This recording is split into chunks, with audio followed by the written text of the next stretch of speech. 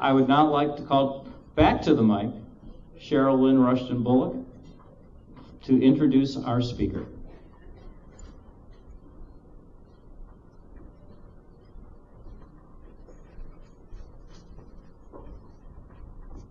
And to bring the microphone back down to the short person's positioning. On my list of guests prior, I did not include our speaker because I will introduce him to you now. Alex Bandry I met several years ago. Typically, you know me in the past years as bringing my Brainiac Smarty Pants Invention Convention kids. And you meet them because Columbus Rotary serves youth. And you understood that youth are important in our future. And my past life as the director of the Invention Convention created an awful lot of young people with great ideas that actually built prototypes. And you had an opportunity to meet them many times over the last years, and you'll meet them again in coming years. The Bridge the Gap team this year was wonderful. And those kids age up, and they end up having LLPs and patents, and they're selling their products on Amazon.com. And the way they do that is with people who surround them with their expertise. And Alex was one of the ones who graciously just said, sure, I'll have your kids out to the Columbus Idea Foundry, I'll help them. And he joins a distinguished group of mentors of my kids. He joins Hugo Trucks, he joins Jerry Converse, he joins Ron Harris, he joins our president, Steve Heiser, all of who have supported my invention kids over the years. I've stopped calling them mine, but they're still mine. But what happens is when you surround them with adults who explain and understand and help them understand what it means to not just be an inventor, but to be an entrepreneur and to take that invention and turn it into a company that might employ people or turn it into something that might change the world and take the next steps as they grow up. Literally, they also have been growing up into future Rotarians. I was fond of calling them inventarians, and that was my invented word for young people who have character and who have integrity and who really have stars in their eyes and who want to change the world. And that is how I met Alex. He graciously let me bring the kids out to his Columbus Idea Foundry to learn what it means, to your point, to make things. Many of we Rotarians who built the obstacle course, it's kind of fun to get your hands dirty and build things and make things. Just like our new member suggested, we've come away from making things and building things. And actually, we get to look at the obstacle course and see something that we've done, we had our hands on it. It's a legacy, it will go on and it will help continuing, it has a life of its own. The Idea Foundry does that. Alex Bander's Columbus Idea Foundry has been called Santa's Workshop for engineers. He's a metallurgist and a PhD by trade, but he also tinkers, he makes stuff. And his credo is, talent and mischief, among other things, knowledge. And what could be bad about a world that has more talent, knowledge, and mischief applied to bettering the human condition? He is recently the co-recipient with Jim Sweeney. I'm glad you could get here, Jim. We're pleased you're here. The development director for Franklinton. Because the Columbus Idea Foundry has recently landed a $350,000 grant to move their initial site, which was started in a garage, like a lot of entrepreneurs do, and then built. They're going to be moving into the Franklinton area. $350,000 build out of a huge site. It's beautiful, or will be. It's fun now, it'll be beautiful, near COSI, to help keep Columbus on the map as a hub of creativity, of innovation, of making things. It's a national movement, the maker movement, because we really as a country, at least I believe, will benefit from becoming makers again, building things, inventions, but changing the world really with our hands and getting dirty. I've talked enough about Alex. I could go on, but you need to hear from him. He has a lot of titles. He is a metallurgist, he is a PhD, he is the founder and director of the Columbus Idea Foundry. He will tell you about that. He is a future Rotarian. He also is a Rotarian at heart. He was a timekeeper at the obstacle course, so he's already been out there with us. And the only other time I'm going to be more excited to introduce him to you is when I can introduce him to you as our newest Rotarian. Please help me welcome Alex Bandry.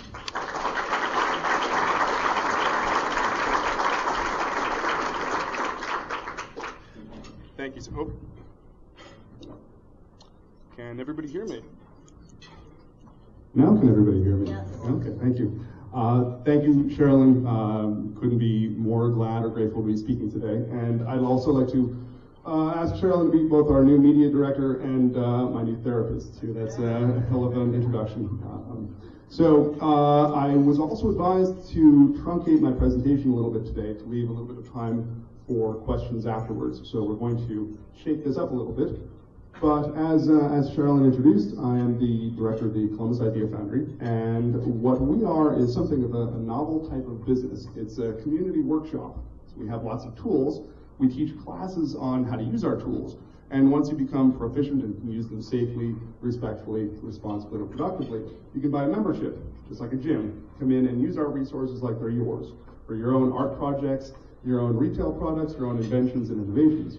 And I think the reason that I've called this talk the democratization of innovation is that something has happened in the last few years that has made it possible to have an organization like this.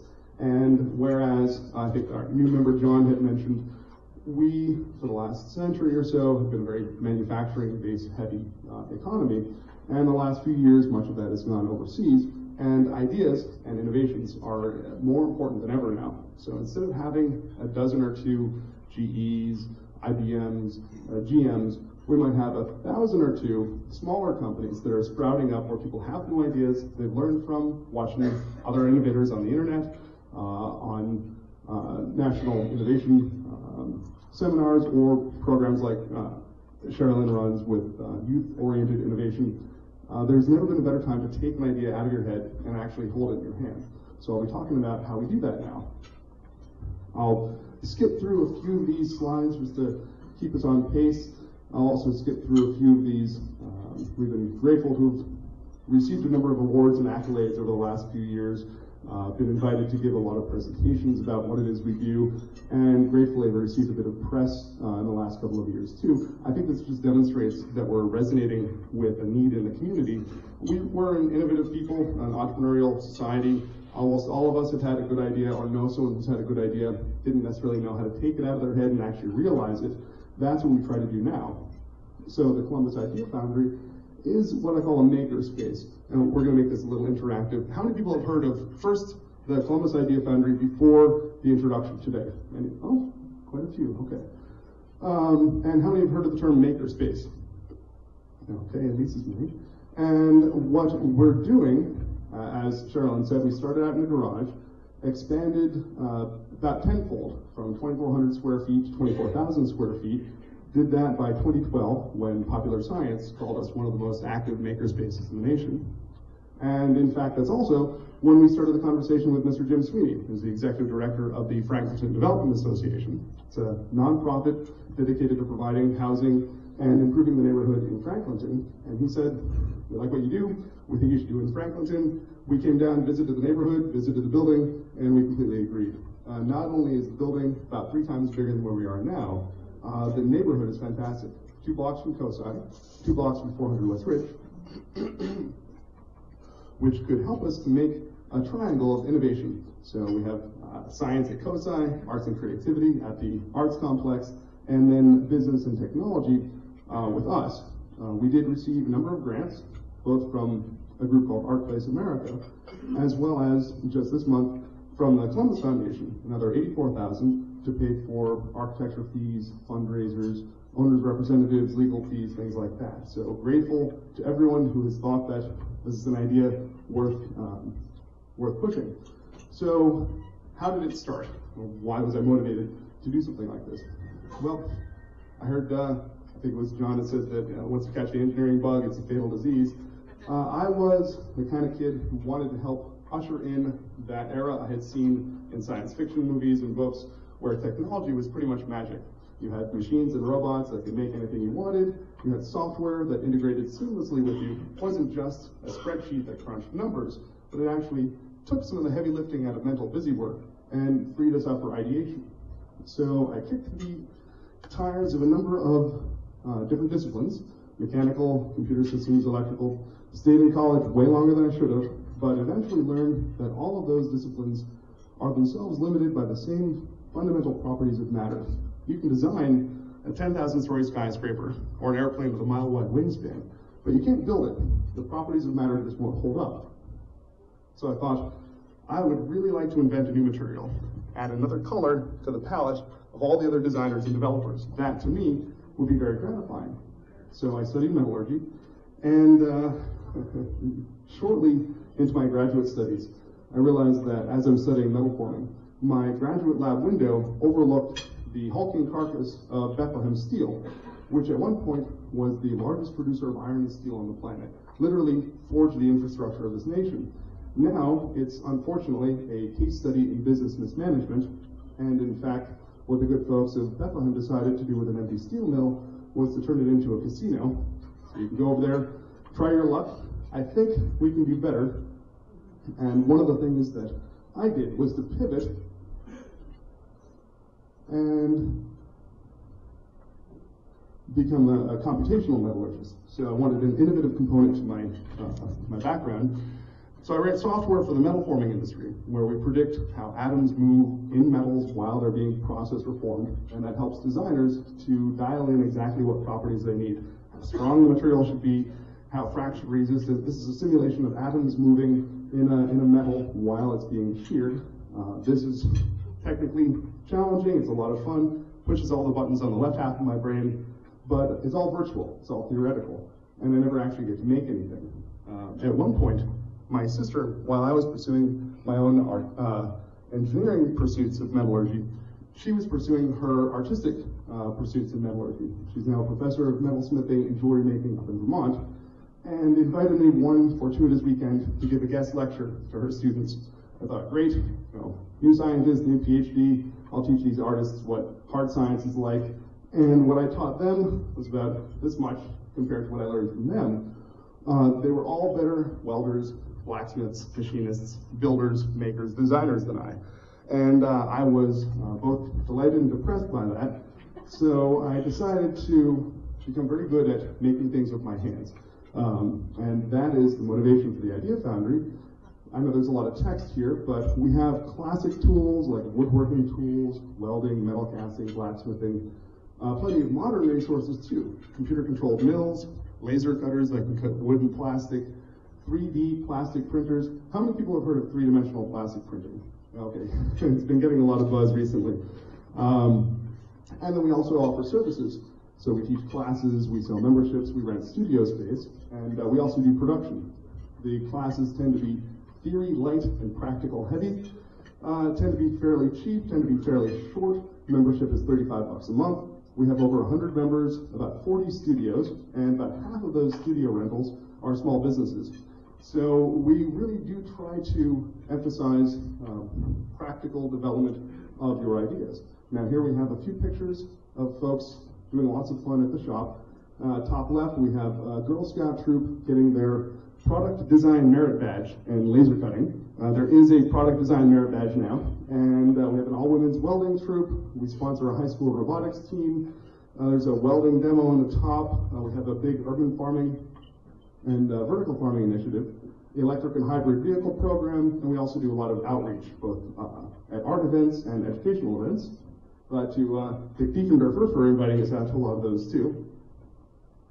Now, I think the reason that a place like this can exist is because about 5 years ago, there was an earthquake that happened that no one felt. And it happened when 5 or 4 tectonic plates came together, and they are free online education. People have heard of massive open online courses, MOOCs. So you can take college quality, Stanford University college quality classes for free. There are also open source design resources. You don't need to spend $10,000 on computer CAD software. You can download legally very powerful design software where you can design your art or engineering components. There are also machines now that will make things for you. So you don't need to apprentice for years before you can become a really skilled machinist. You can still do that, of course, if you want, but there are machines that will make these parts for you based on the designs that you produced with those free programs. And then there are also innovations in financing. How many folks have heard of crowdfunding? Okay, great. So we'll go a bit in each of these. I like to say that from the printing press of WordPress, information is no longer the bottleneck now. There is lots of valuable and useful information available for free. Equally, those design resource softwares are also available for free, legally. Here we have a few pictures, the laser cutter, the computer-controlled mill, a 3D plastic printer. In short, it's amazing yet approachable technology that make things for us automatically. All we need to do is email them the files that we designed using those free software packages. Now, this is where I'm especially excited. Crowdfunding is a way to shake up how you finance a project. It used to be, if you needed money for your business or project, you'd compete with a lot of people from one source, a venture capitalist, a lender, a bank. Now we can flip that on its head, and instead of asking for a lot of money from one group, we can ask for a little money from a lot of people. And the way you do this is by putting together a little enthusiastic video. I'll turn the audio off here. We had a local Columbus barber who wanted to make a stainless steel pocket comb that was also a bottle opener and a keychain. So he put together the video, approached our friends at the shop, and in fact, there it is, made a great video that's easy to forward on social networking, easy to put on YouTube, easy to email a link to other interested people.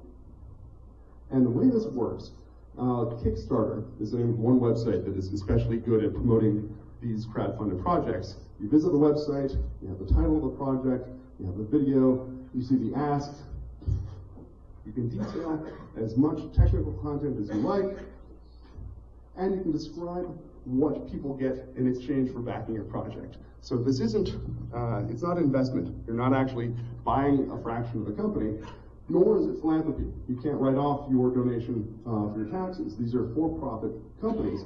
Instead, what you get is something that they've made or they've given you as a gift for backing the project. Often, it's almost like pre-purchasing products before they've launched in order to give you the capital to make it happen. And we've done this at the shop. We needed about 5K a couple years ago to expand, and one of the great things about crowdfunding, if people really like what you're doing, they can overfund you. So we needed 5K. Our friends actually wound up kicking in 10K. That steel comb bottle opener, they needed $2,500 to hit a commercial laser cutting service. They got $22,000, so almost 10 times overfunded. There's a fellow who wanted to make wooden products using a laser cutter. He wanted his own laser cutter, raised over 20K. Electronics company, they needed 15K, they got over 30. 3D printing company that was founded at the shop needed another 20K to improve their processes. They were 110% overfunded. So in the last 2 years, over $100,000 were raised by ourselves or our member tenants for 5 different projects. So this works. This is a very active community. Here we have a number of videos. If you're interested, please hit me up afterwards. I'll be happy to show you these. And here's a sketch of how we helped one person physically prototype their product too. There's a fellow ex-Army vet. He does a lot of contracting work, and he didn't want to regularly pick up his tools out of the back of his pickup truck, especially if he's hitting 3 or 4 or 5 different sites in a day. So he wanted a tailgate that you could flip down and was a work table, a workbench. Had a saw, had inventory for products. So at our shop, he prototyped this with our resources, and importantly, with the talent of our members. A lot of the instructors will just help people out. If it's a class, of course, you pay, but often there are a lot of after-hours discussions just for free. He also wants to do some digital signage, where you can do advertisement or accident alerts, fabricated the inserts. These are the different stages that you'll put your tools in. And now he has a physical prototype where he's showing, in this case, a miter saw, a compressor, a container for fasteners. And this is a working prototype that he built at our shop with our tools and our talent. And now he can take this to VC, to lenders, to retailers, prospective clients, or make his own Kickstarter video to try to do the same thing. Now, let's keep an eye on the time here.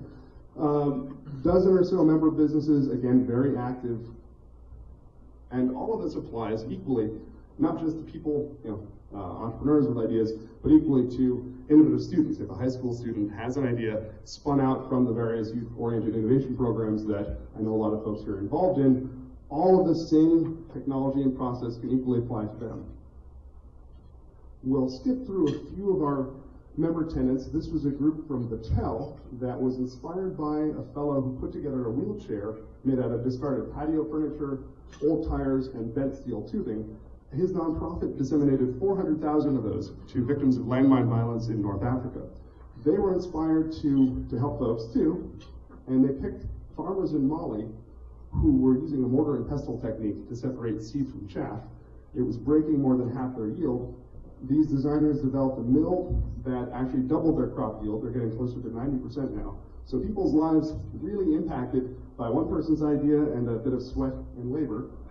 Our friends Joe and Amy make toys for little kids. They started selling on Etsy, which is a website for selling craft goods. Once they put up their products online, they started getting hits from New Zealand, Australia, South Korea, Europe, more than they can make by hand. So we do their micro manufacturing. So you have a small mom and pop company exporting to Asia, thanks to the lower barrier to entry that we provided for them. Now we might skip a few of these videos. We'll play one or two. This is how the actual tools assist us. These are computer-controlled mills that will make parts for us faster, cheaper, and better than people can make by hand. So these are computer-controlled mills. This is making a little car. Equally, we have a laser cutter that can cut wood, can cut plastic. And you can see you can do really design-heavy components that would be cost-prohibitive to do by hand. This is a mechanical iris that we use for educational purposes too. Put a motor and a card on it, it can open automatically. Here we have 3D printing, where the top left, we have a computer design. And we see the parts being made. This is exciting because it's not just a single component, it's an actual assembly being printed all at once. About 100 moving parts in there, 90 bearings, 4 rings, takes about 3 hours, longer to design than to make it. And then electronics, things that cost $1,000 10 years ago cost $15 now. There's actually a product called the Raspberry Pi, Pi like the number. It's a $35 computer, that's it in its entirety. It's so bare bones, it doesn't come with a case. So people use Legos or candy wrappers to make the case for it.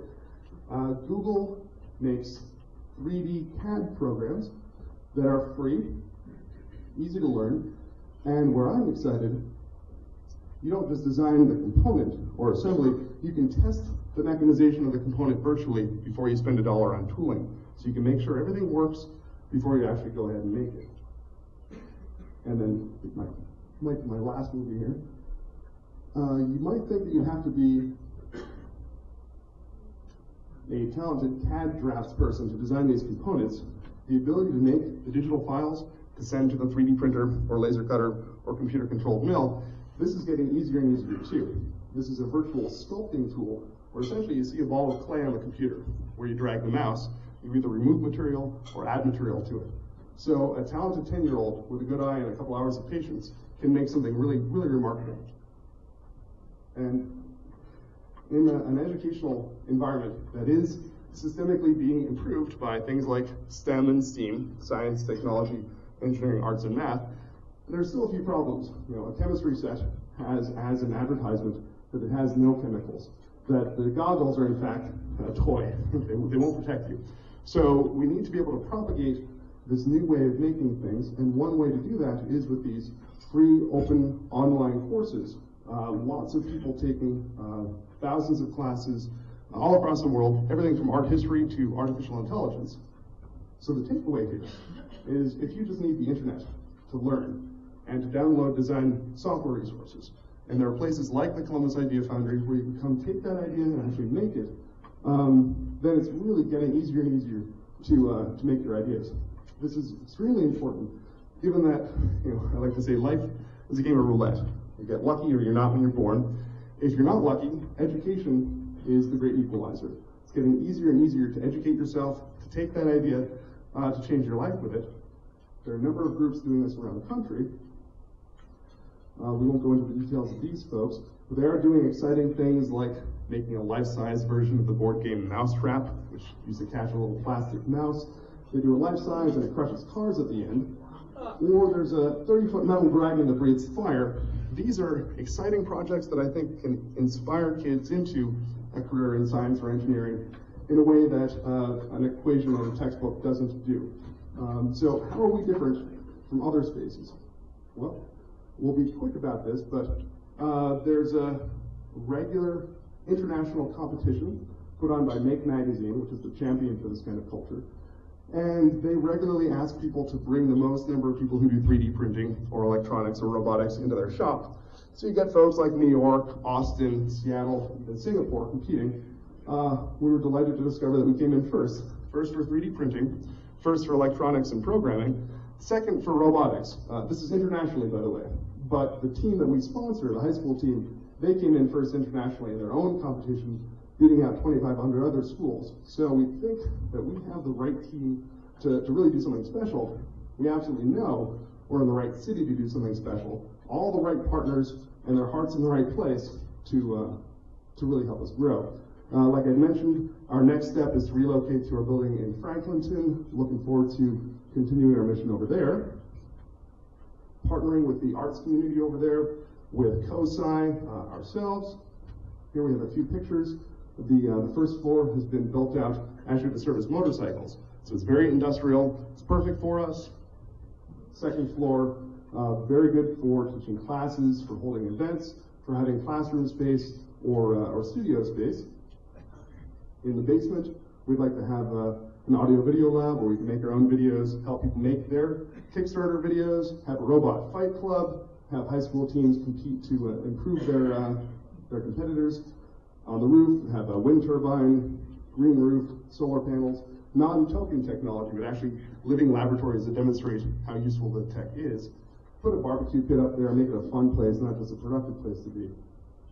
So, in sum, we're most likely going to become the largest makerspace on the planet, and hopefully be a living laboratory that can demonstrate what grassroots innovators can do, especially when coupled with the right tools, members, and resources.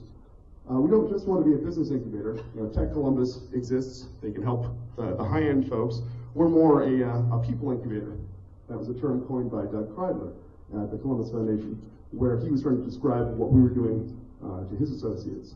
We'd like to see businesses and students working together. Think about apprenticeships, very robust programs in Germany. Think of a learning and teaching by doing school, so a lifelong Montessori school for adults. So I like to say, life is way too precious to spend doing something you don't like. And as I hope I've shown today, there are fewer and fewer excuses not to do that. We love to build a place that empowers folks like never before and have a lot of fun doing it. So the help that we need now is we're still exploring our market. Frankly, we're still exploring our mission. It's a very novel type of business, but we're looking for new avenues, new ways to better serve the community. If people have ideas, I'd love to talk to you afterwards. Thank you so much.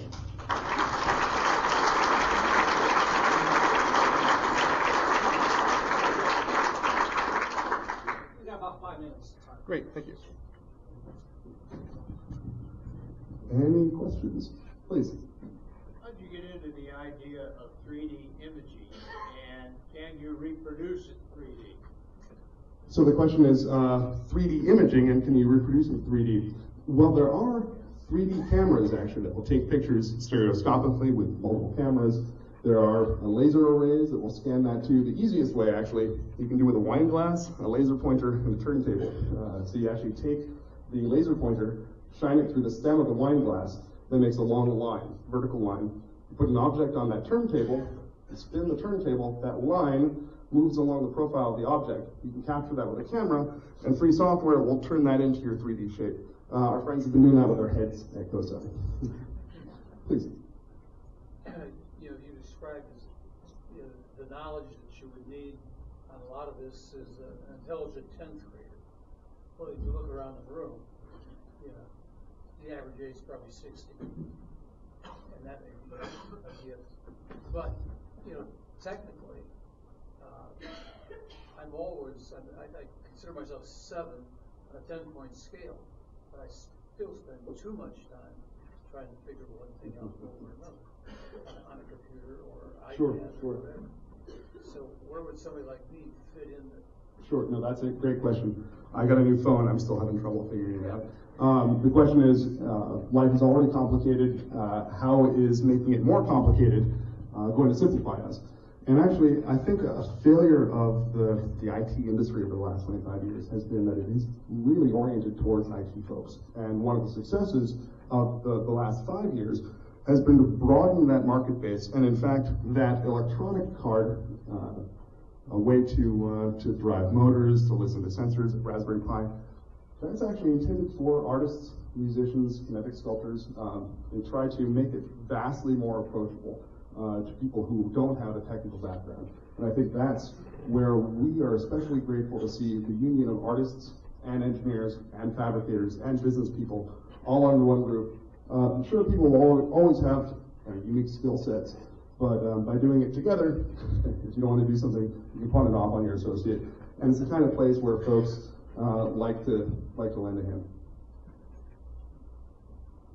Any other questions? Please.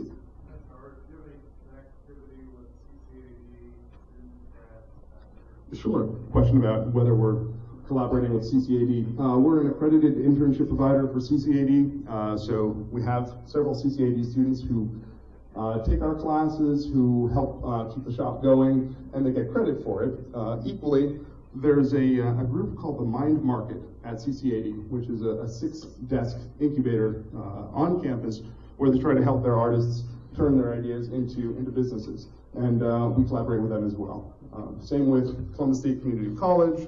OSU rents a studio with us. We're also looking to work with the PAST Foundation, educational nonprofit group, and the Columbus Collegiate Academy, too, charter school. So the original intent, actually, what I really wanted to do years ago was to be the center of a ring of schools that themselves didn't have wood shop, machine shop, metal shop, didn't have what's called a fab lab, 3D printer, laser cutter, CNC mill.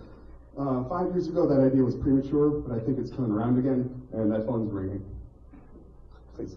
Can you speak just a little bit about what's going on in Franklinton? I can speak about it.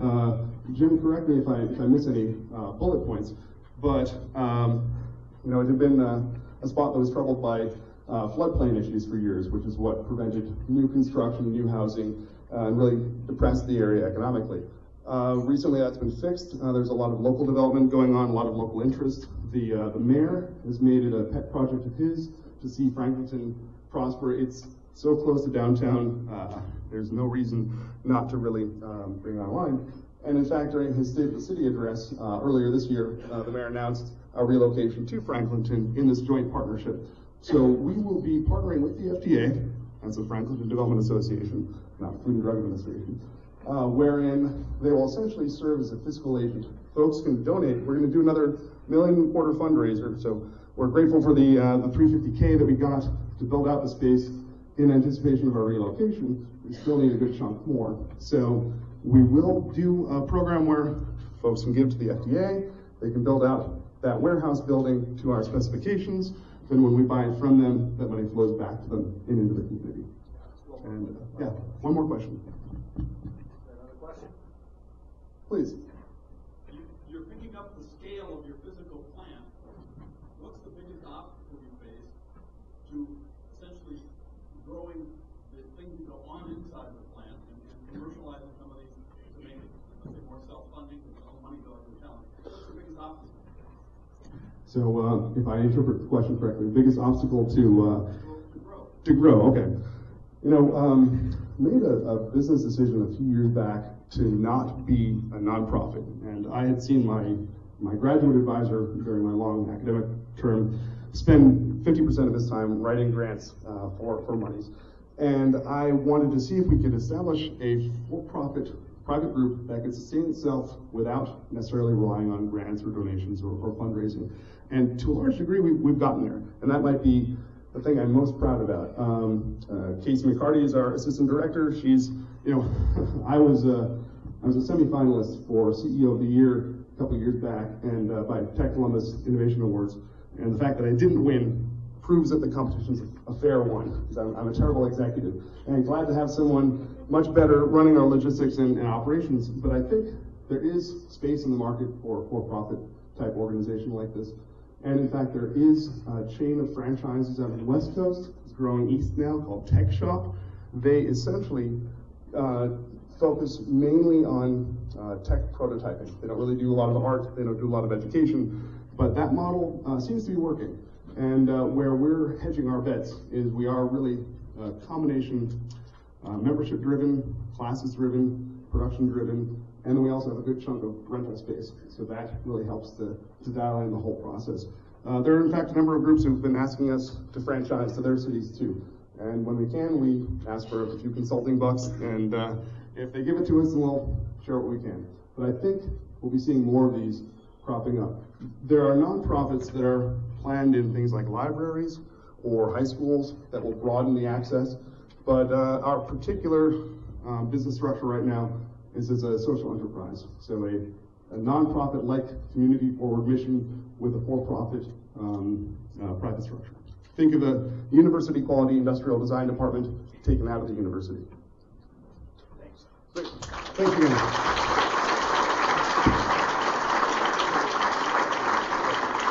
Alex, thank you. And you know, it's great to get a new member who gets up here and tells us about his business, isn't it? Alex, thank Always you. grateful. Thank you.